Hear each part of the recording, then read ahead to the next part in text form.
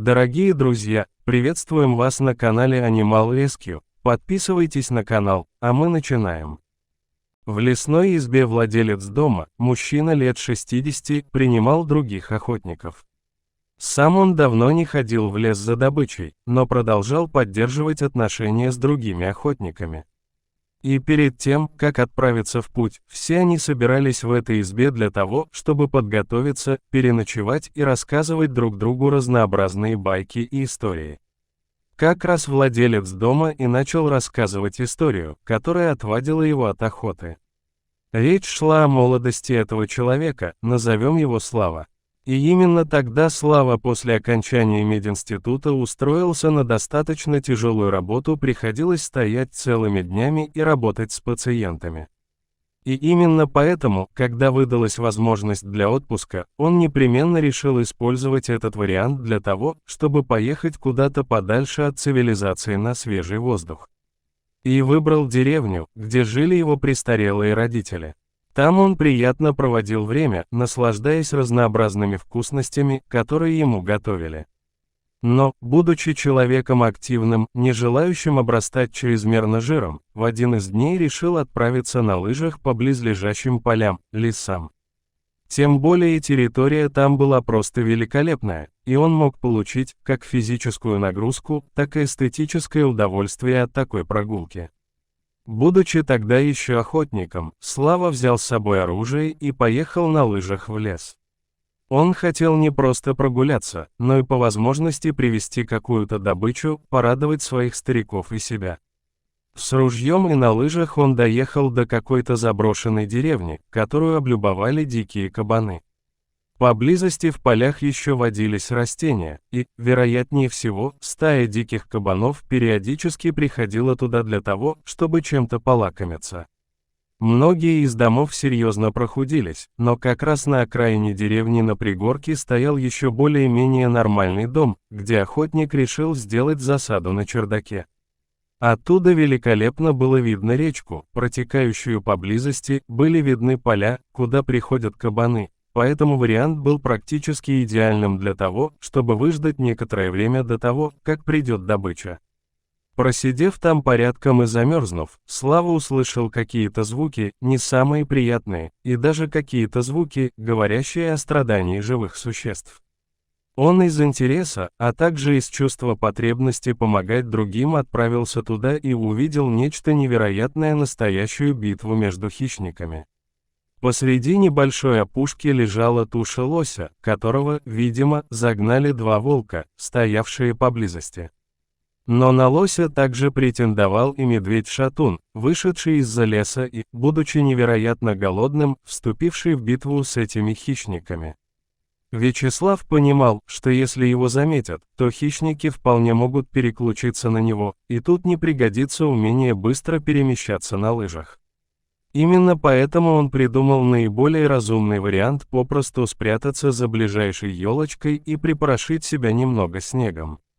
Оставшись там, он стал наблюдать, как сражался волк со свирепым медведем-шатуном, которому, вероятно, голод прибавлял активности, благодаря чему он спокойно угадывал движения волка и не давал обойти себя сзади.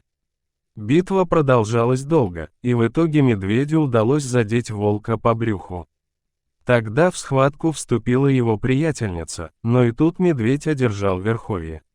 Охотник понял, что если шатун заметит его, то его также ожидает такая участь. Поэтому не предпринял ничего лучше, чем попросту зажмурить глаза и ждать. Удивительным образом, но эта простая тактика помогла, и потом он увидел ту же самую лесную опушку, откуда медведь утащил добытую животину, а волки оставались лежать. Он увидел, что волчица еще продолжает шевелиться, и почему-то решил подойти поближе.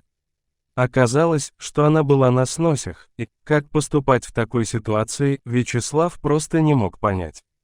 Вячеслав ощутил смешанную гамму эмоций. С одной стороны, он испытывал сострадание и беспокойство по поводу состояния волчицы и ее будущих детенышей. С другой стороны, он понимал, что встреча с беременной волчицей может быть опасной и непредсказуемой. Сердце Вячеслава медленно забивалось, когда он приближался к волчице, пытаясь принять решение о том, как поступить.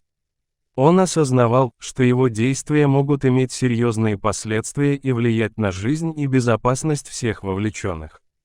Наконец, он решил подойти осторожно и медленно, чтобы не запугать или вызвать агрессию у волчицы, сохраняя при этом безопасное расстояние. Он говорил со спокойным и успокаивающим голосом, пытаясь передать свою добрую и нежную намеренность. Постепенно волчица успокаивалась, чувствуя, что Вячеслав не представляет угрозы. Он решил не трогать ее и оставить ее в покое, позволяя ей отдохнуть и восстановить силы после схватки с медведем. Затем Вячеслав позвонил в местные службы охраны природы, чтобы сообщить о произошедшем и о том, что волчица нуждается в медицинской помощи. Вячеслав наблюдал за волчицей издалека, убедившись, что она в безопасности. Он понимал, что его роль в этой ситуации заключается в сохранении мира между человеком и природой.